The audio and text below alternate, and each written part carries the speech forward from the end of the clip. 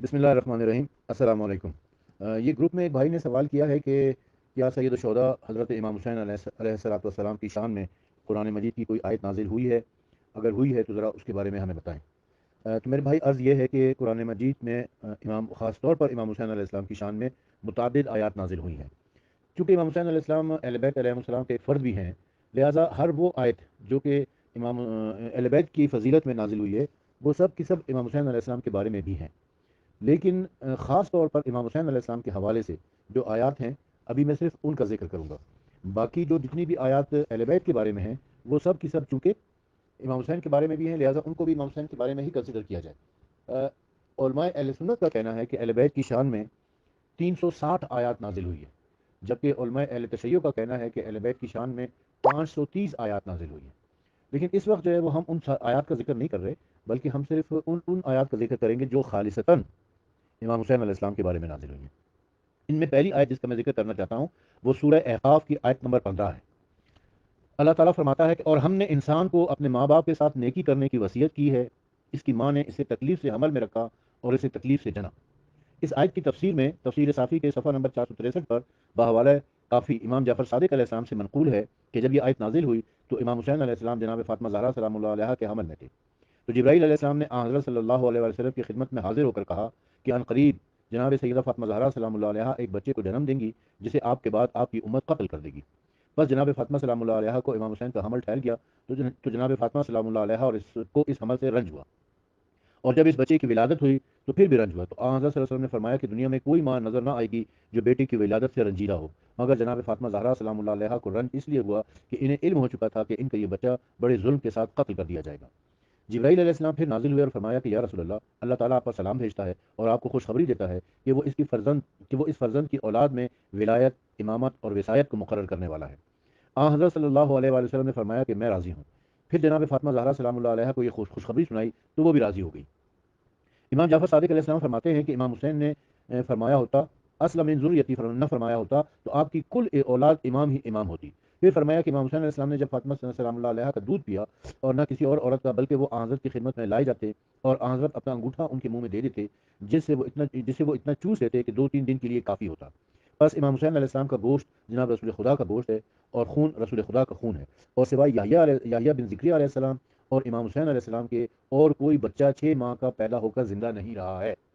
یہ پوری تفسیر میں نے آپ کو پڑھ کے سنائیے، یہ تفسیر المتقین علامہ سید امداد حسین کاظمی کی صفحہ نمبر 653 پر آپ کو مل جائے گی۔ ایک اور آیت جو میں آپ کی خدمت میں پیش کرنا چاہتا ہوں وہ سورہ صفات کی آیت نمبر 107 ہے، جس میں جو حضرت اسماعیل اور ابراہیم اور حضرت اسماعیل علیہ السلام کی کے حوالے سے ہے کہ جب ابراہیم علیہ السلام اسماعیل علیہ السلام کو ذبح کر رہے تھے تو اللہ تعالیٰ فرماتا ہے اور ہم نے ایک بہت عظمت والی قربانی کے بدلے فدیہ دے دیا۔ اور اس آیت کی تفسیر میں علامہ سید امداد حسین کاظمی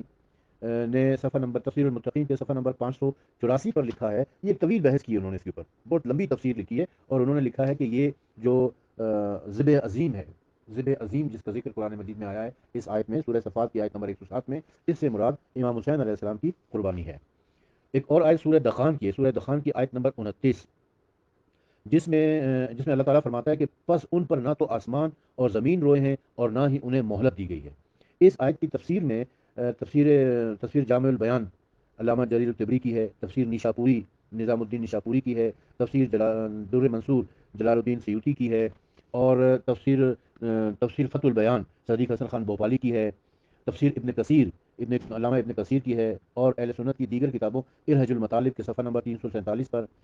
سوائی کے محرکہ کے صفحہ نمبر 116 پر، یہ یہ سارے اہل سنت کی تفاسیر ہیں۔ ان سب نے یہ لکھا ہے کہ جب دنیا خلق ہوئی ہے، جب سے دنیا خلق ہوئی ہے، زمین اور آسمان دو کے علاوہ کسی پر نہیں روئے ہیں۔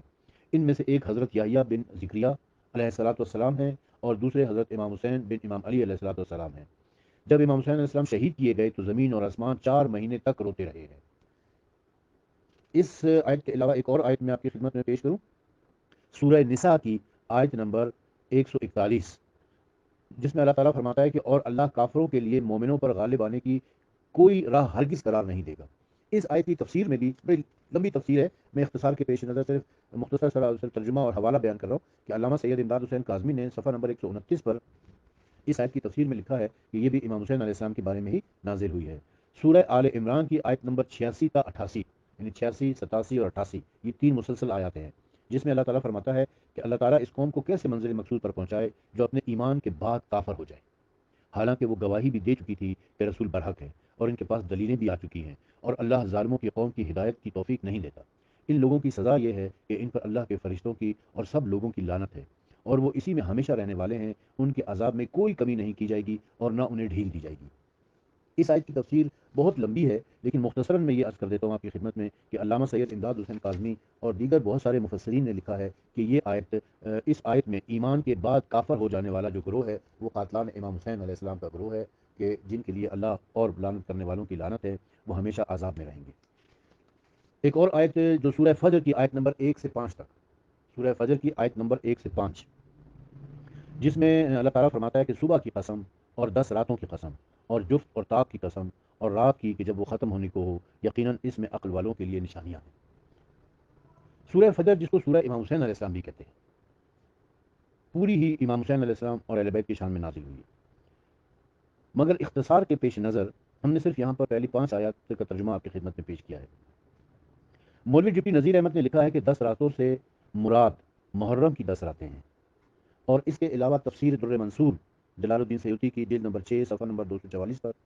تفسیر کبیر فخر الدین رازی کی جلد نمبر 8 صفحہ نمبر 557 پر، کنز الاعمال جلد نمبر 6 صفحہ نمبر 250 پر، اور تفسیر لباب و تنزیل جلد نمبر 4 صفحہ نمبر 393 پر، یہ سب اہل سنت کی تفاسیر ہیں۔ ان سب نے یہی لکھا ہے کہ ان 10 راتوں سے مراد محرم کی 10 راتیں ہیں۔ علاوہ ازیں ایک اور آیت ہے جو سورہ بنی اسرائیل کی آیت نمبر 33 ہے، جس میں اللہ تعالیٰ فرماتا ہے کہ اور جو شخص مظلوم مارا جائے گا تو یقیناً ہم نے اس کے وارث کے لیے غلبہ قرار دیا ہے، بس وہ قتل میں زیادتی نہ کرے، بے شک وہ مدد دے دیا گیا ہے۔ اس آیت کی تفسیر میں بھی لکھا گیا ہے کہ جو شخص مظلوم مارا گیا ہے وہ سید الشہداء امام حسین علیہ السلام ہیں، اور جو ان کے وارث ہے جسے غلبہ اللہ تعالیٰ عطا فرمائے گا وہ امام مہدی علیہ السلام ہے۔ یہ تفسیر آپ تفسیر المتقین علامہ سید امداد حسین کاظمی کی صفحہ نمبر 370 کے اوپر اس آیت کی تفسیر میں ملاحظہ کر سکتے ہیں۔ سورہ آل عمران کی ایک اور آیت، آیت نمبر 92، جس میں اللہ تعالیٰ فرماتا ہے کہ تم ہرگز نیکی کو نہیں پہنچو گے جب تک کہ تم اس چیز سے راہ خدا میں خرچ نہ کرو جس سے تم پیار کرتے ہو، اور جو چیز بھی تم راہ خدا میں خرچ کرتے ہو یقین اللہ تعالیٰ اس سے خوب واقف ہے۔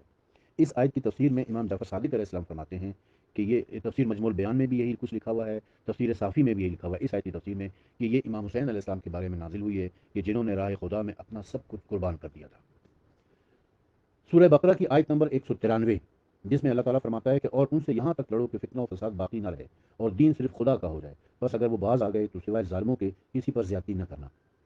اس آیت کی تفسیر میں تفسیر صافی میں بحوالہ تفسیر عیاشی امام محمد باقر علیہ السلام سے روایت ہے کہ یہاں ظالموں سے مراد قاتلان امام حسین علیہ السلام ہے، اور ان کے علاوہ کسی سے زیادتی نہیں ہوگی۔ اور امام جعفر صادق علیہ السلام کا فرمان ہے کہ یہاں خدا کی طرف سے کسی پر زیادتی نہیں ہوگی سوائے قاتلان امام حسین کے کی اولاد سے۔ اور علل الشرع میں بھی منقول ہے کہ کسی نے جناب امام رضا علیہ السلام سے دریافت کیا کہ یا ابن رسول اللہ، امام جعفر صادق کی حدیث کے متعلق کیا فرماتے ہیں کہ جب قائم آل محمد خروج کریں گے تو وہ قاتلان امام حسین کی اولاد کو ان کے باپ دادا کے کردار کے عوض قتل کریں گے؟ آپ نے فرمایا بے شک ایسا ہی ہوگا، بشرط ہے کہ وہ اولاد اپنے جد یزید ابن معاویہ کے اس عمل سے راضی ہو۔ اور یہ تفسیر علامہ سید امداد حسین کاظمی نے صفحہ نمبر 37 پر لکھی ہے، آپ وہاں ملاحظہ کر سکتے ہیں۔ سورہ حج کی آیت نمبر 60، اور جس کا ترجمہ میں پیش کر رہا ہوں، سورہ حج کی آیت نمبر 60، اور جس نے اتنی سزا دی جتنی کہ اسے ایذا دی گئی ہے، پھر اس پہ زیادتی کی گئی، البتہ اس کی اللہ تعالیٰ ضرور مدد کرے گا، یقیناً اللہ تعالیٰ معاف کرنے والا اور بخشنے والا ہے۔ اس آیت کی تفسیر میں بھی اہل سنت کے علامہ کندوزی نے ینا بیان المودہ کے صفحہ 356 پر، اور تفسیر المتقین میں امداد حسین کاظمی نے صفحہ 439 پر لکھا ہے کہ یہ آیت بھی امام حسین علیہ السلام کے بارے میں نازل ہوئی ہے۔ سورہ توبہ کی آیت نمبر 111 اور 112، جس میں اللہ تعالیٰ فرماتا ہے کہ بے شک اللہ تعالیٰ نے مومنوں سے ان کی جانوں اور ان کے مالوں کو اس قیمت پر خرید لیا ہے کہ ان کے لیے جنت ہے، اور وہ اللہ تعالیٰ کی راہ میں لڑیں گے، بس وہ قتل کریں گے اور قتل کیے جائیں گے۔ اس پر سچا وعدہ تورات اور انجیل اور قرآن میں موجود ہے، اور اللہ سے زیادہ اپنے عہد کو پورا کرنے والا کون ہے؟ بس تم اس سودے سے جو تم نے اس کے ساتھ کیا ہے خوش ہو جاؤ، اور یہ سب سے بڑی کامیابی ہے۔ وہ مومن توبہ کرنے والے، اللہ کی عبادت کرنے والے، اس کی حمد کرنے والے، اللہ کی راہ میں سفر کرنے والے، رکوع کرنے والے، سجدہ کرنے والے، اور نیکیوں کا حکم دینے والے اور برائیوں سے منع کرنے والے ہیں، اللہ کی مقرر کی ہوئی حدوں کی حفاظت کرنے والے، اور خوشخبری ہے ان مومنوں کو۔ یہ دو جو آیات پیش کی ہیں آپ کی خدمت میں، سورہ توبہ کی آیت نمبر 111 اور 112، اس کی تفسیر کافی لمبی ہے جو علامہ سید امداد حسین کاظمی نے تفسیر المتقین کی صفحہ 264 پر لکھی ہے، اور انہوں نے یہی لکھا ہے کہ ان تمام آیات، یہ دونوں آیات میں سے مراد امام حسین علیہ السلام ہیں۔ ایک اور سورہ بقرہ کی آیت نمبر 155 ہے، اور ہم ضرور تم کو تھوڑے سے خوف، کچھ بھوک اور کچھ مالوں اور جانوں اور پھلوں کے نقصان سے آزمائیں گے، اور اے رسول صبر کرنے والوں کو خوشخبری سنا دیں۔ علامہ سید امداد حسین کاظمی نے صفحہ 29 پر لکھا ہے کہ یہ آیت بھی امام حسین علیہ السلام اور ان کے رفقائے کار کے بارے میں نازل ہوئی جو کہ کربلا میں شہید کیے گئے تھے۔ اور اب میں سب سے اہم آیت آپ کی خدمت میں پیش کر رہا ہوں۔ یہ سورہ بقرہ کی آیت نمبر 84 تا 85 ہے، 84 اور 85۔ اس کا ترجمہ اگر آپ غور سے سن لیں گے تو انشاءاللہ العزیز آپ کو پورا کربلا کا واقعہ نظر آ جائے گا۔ اللہ تعالیٰ فرماتا ہے، اور وہ وقت یاد کرو کہ جب ہم نے تم سے یہ اقرار لیا کہ اپنوں کا خون نہ بہاؤ گے اور اپنوں کو شہروں سے باہر نہ نکالو گے، پھر تم نے اقرار کر لیا اور تم خود اس کی گواہی دیتے ہو، پھر اب بھی تم وہی ہو کہ اپنوں کو قتل کرتے ہو اور اپنے ہی ایک فریق کو ان کے گھروں سے نکالتے ہو۔ تم گناہ اور زیادتی کے ساتھ ان کے خلاف ایک دوسرے کی مدد کرتے ہو، اور اگر قیدی ہو کر تمہارے پاس آتے ہیں تو تم ان کو فدیہ دیتے ہو، حالانکہ ان کو جلا وطن کرنا ہی تم پر آرام کیا گیا تھا۔ کیا تم کتاب کے کچھ حصے پر ایمان لاتے ہو اور کچھ حصے سے کفر کرتے ہو؟ پھر کیا سزا ہے اس کی جو تم میں سے یہ فیل کرے، سوائے دنیا کی زندگانی میں رسوائی کے، اور قیامت کے دن وہ سخت ترین عذاب کی طرف لوٹائے جائیں گے، اور اللہ غافل نہیں ہے اس کرتوت سے جو تم کرتے ہو۔ اس میں ایک بڑا اہم مضمون بیان کیا گیا ہے، اس آیت میں نہایت اہم مضمون بیان کیا گیا ہے جس میں چند امور غور طلب ہے جن سے ان کی تطبیق واقع کربلا سے ہوتی ہے۔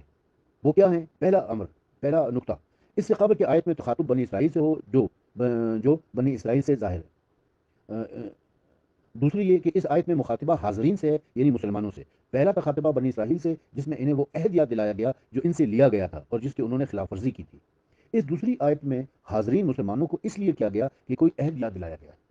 تیسرا، مسلمانوں سے جو عہد لیا گیا ہے وہ کسی کا خون نہ بہانا تھا، یعنی کچھ مقدس وجود ایسے تھے جن کے بارے میں عہد لیا گیا تھا، خبردار ان کا خون نہ بہانا، کیونکہ ان کا خون بہانا خود رسول اللہ کا خون بہانا ہے۔ جیسے کہ رسول اللہ نے فرمایا تھا کہ لحم کا لحمی، جسم کا جسمی، دم کا دمی، حرب کا حربی، سلم کا سلمی، یعنی تمہارا گوشت میرا گوشت ہے، تمہارا بدن میرا بدن ہے، تمہارا خون میرا خون ہے، تمہارے ساتھ لڑنا میرے ساتھ لڑنا ہے، اور تمہارے ساتھ سلامتی میرے ساتھ سلامتی ہے۔ چوتھا جو اہم نقطہ اس میں ہے کہ ان مقدس وجودوں کا ملک سے باہر نکالنا بھی منع کیا گیا تھا اور اسے حرام قرار دیا گیا تھا۔ پانچواں نقطہ یہ ہے کہ تم نے اقرار کیا کس چیز کا؟ اول، خون نہ بہانے کا، دوم، انہیں شر سے نہ نکالنے کا، اور میدان کربلا میں جب امام حسین نے قوم اشقیاء کا نام بنام پکارا اور بتایا کہ میں کون ہوں، تو انہوں نے اقرار کیا کہ ہم جانتے ہیں کہ آپ فرزند علی اور دلبند مصطفیٰ ہیں اور جگر گوشہ فاطمہ زہرا ہیں۔ بس ان لوگوں پر حجت تمام ہو گئی تاکہ کل روز قیامت یہ نہ کہہ سکیں کہ ہم نہیں جانتے تھے کہ حسین کون ہے۔ جو چھٹا نقطہ اس میں بیان کیا گیا ہے وہ یہ کہ پوچھا گیا کہ باوجود اقرار کے تم کیوں امام حسین کو قتل کرتے ہو؟ ساتواں نقطہ اس میں یہ ہے کہ اس آیت کے اس ٹکڑے میں من دیارہم قابل غور ہے۔ شروع میں جب میثاق لیا گیا تو من دیارکم کہا گیا، ان کا اپنا شہر سے نکالے جانے کے وقت وہ شہر کے مالک بن چکے تھے، لہذا دیارہم کہا گیا کہ وہ اپنے شہر سے نکالے گئے۔ مطلب صاف ہے کہ میثاق لیتے وقت وہ امامت کے فرائض ادا کرنے پر مامور نہیں تھے، لیکن جب وہ نکالے گئے تو اس وقت اللہ تعالیٰ کی طرف سے فرائض امامت ادا کر رہے تھے، لہذا شہر کے خود مالک تھے۔ آٹھواں جو اہم نقطہ ہے وہ یہ کہ تم سب لوگ ایک دوسرے کی پشت پناہ اور مددگار بن کر ان کا مقابلہ کرتے ہو۔ امام حسین کی جماعت کل 72 نفوس پر مشتمل تھی، اور اصحاب کی تعداد 72 تھی، جبکہ بنی ہاشم کی تعداد 18 تھی، جن میں عورتیں اور بچے بھی شامل تھے۔ لیکن آپ کے مقابلے میں لاکھوں کا لشکر تھا، یا کم از کم 30,000 کا لشکر تو تھا، جس کی کثرت آیت نے واضح کر دی ہے کہ ان سے گناہ گار اور زیادتیوں کی طرف اشارہ ہے۔ نواں نقطہ جو اس آیت میں بیان کیا گیا ہے وہ یہ ہے کہ اس جز سے معلوم ہوتا ہے کہ خدا انہیں اہل بیت کے لٹے ہوئے قافلے کی قید اور رہائی کا واقعہ یاد دلانا چاہتا ہے۔ 10واں نقطہ یہ بیان ہوا ہے کہ اگر وزیر لیے جائیں تو کہہ سکتے ہیں کہ اللہ تعالیٰ نے اشارتاً بتا رہا ہے کہ یہ واقعہ محرم میں ہوگا، اور لفظی لحاظ سے تو مطلب یہ ہوگا کہ ان سے قتال کرنا، انہیں شہید کرنا اور انہیں نکالنا سب محرم یعنی حرام کیا گیا ہے۔ 11واں نقطہ اس میں یہ ہے کہ اس سے اس آیت سے پتہ چلتا ہے کہ ان مقدس وجودوں کی نسبت کوئی نوشتہ یا تحریر لکھی گئی تھی، جس کے دو جز تھے، ایک جز تو وہ مانتے تھے اور ایک جز تو وہ انکار کرتے تھے۔ وہ نوشتہ کیا تھا؟ حدیث ثقلین، جس کے دو ہی جز، کتاب اللہ و اطرتی اہل بیتی، ایک اللہ تعالیٰ کی کتاب قرآن پاک اور دوسرے رسول خدا کی اطرت اور اہل بیت ہیں۔ ایک جز یعنی قرآن کو تو وہ مانتے تھے اگرچہ عمل نہیں کرتے تھے، اور قرآن ان کے دلوں سے نیچے نہیں اترتا تھا، لیکن دوسرا جز اہل بیت رسول اللہ صلی اللہ علیہ وآلہ وسلم کا ہے، اور اس کو وہ نہیں مانتے تھے بلکہ قتل کرتے تھے، جس کی خدا نے خبر دی ہے۔ 12واں نقطہ اس میں یہ ہے کہ اس میں سزا کے دو جز بیان ہوئے ہیں۔ ایک اسی دنیا میں وہ بطور ذلت اور خواری ہوگا، اور آپ دیکھ رہے ہیں کہ آج یزید اور اس کے حواریوں کا نام جو ہے وہ ایک گالی بنا ہوا ہے، اور دوسری آخرت میں دنیا کا عذاب تو لوگوں نے دیکھ لیا کہ مختار سقفی نے چن چن کر ایک ایک کو قتل کیا اور بڑے دردناک و ذلیل کر کے ان کو مارا، اور آج ان کا نام جو ہے وہ لعنت کے علاوہ دوسری طرح نہیں لیا جاتا، اور ان کا نام بالکل گالی بن کے رہ گیا ہے، اور آخرت کا عذاب اللہ نے تیار کر رکھا ہے جو نہایت خوفناک ہوگا، جس کا ہم تصور بھی نہیں کر سکتے۔ اب علامہ سید امداد حسین کاظمی نے بہار الانوار کی جلد نمبر 10 صفحہ نمبر 190 کے حوالے سے یہ ساری تفسیر لکھی ہے جو میں نے آپ کی خدمت میں پیش کر دی ہے۔ اس سے ہمیں اندازہ ہوتا ہے کہ قرآن مجید میں نہ صرف یہ کہ امام حسین علیہ السلام کے بارے میں آیات نازل ہوئی ہیں، بلکہ کربلا کے حوالے سے بھی اچھی خاصی تفسیر موجود ہے۔ مجھے لگ رہا ہے کہ میرا وائس نوٹ کافی لمبا ہو گیا، حالانکہ میں نے بڑے مختصر انداز میں بیان کرنے کی کوشش کی ہے۔ میں نے سارے حوالہ جات آپ کی خدمت میں پیش کر دیے ہیں، آیتوں کے نشان بھی، کتابوں کے جلد نمبر اور پیج نمبر بھی۔ میں آپ سے گزارش کروں گا کہ آپ لوگ ان سے کتابوں سے ضرور مستفید ہو جائیں اور خود پڑھ کر دیکھیں کہ قرآن مجید میں کہاں کہاں پر اللہ تعالیٰ نے امام حسین علیہ السلام کا، شہدائے کربلا کا، واقعہ کربلا کا ذکر کیا ہے، اور کتنے اچھے انداز میں ذکر کیا ہے اور ان کی مظلومیت کو بیان کیا ہے اور یزیدیوں پر لعنت کی ہے۔